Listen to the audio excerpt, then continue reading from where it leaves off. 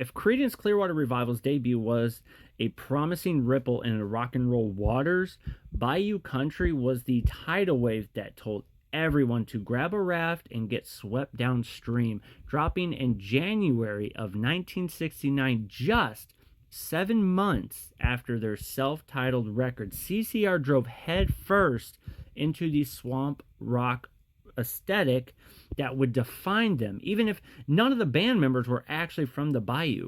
From the moment Born on the Bayou kicks in, John Fogerty's guitar growls like a gator with a bad attitude, and his vocals come in hot, half preacher, half outlaw, and all swagger. It's a song so dripping with atmosphere that you can practically feel the humidity and hear the mosquitoes circling. And believe me, here in Missouri, it is hot. The rhythm sections, powered by Doug Clifford's crisp drumming and Stu Cook's bass thump, is deceptively simple, like a hypnotic river current that pulls you along without mercy. Of course, Bayou Country is the home of that song, Proud Mary. Before Tina Turner set it ablaze in Sequins and Heels, CCR rolled it out as a soulful, almost weary travelogue of a working class man's escape.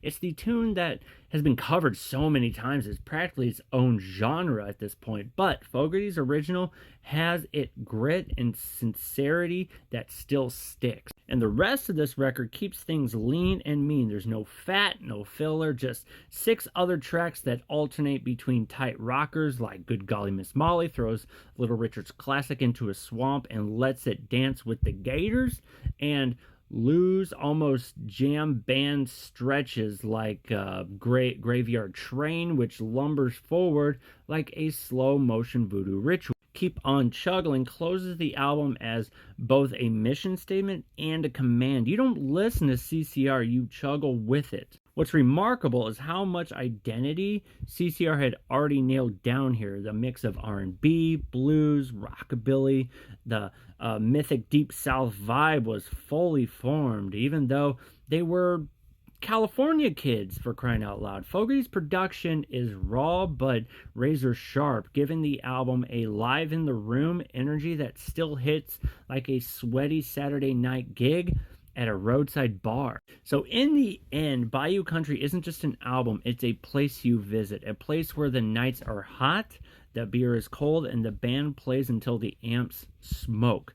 Creedence didn't just create songs here, they built a whole swamp out of thin air and invited the rest of us to just get lost in it. So if you haven't listened to this album, dude, check it out. Let me know what you think.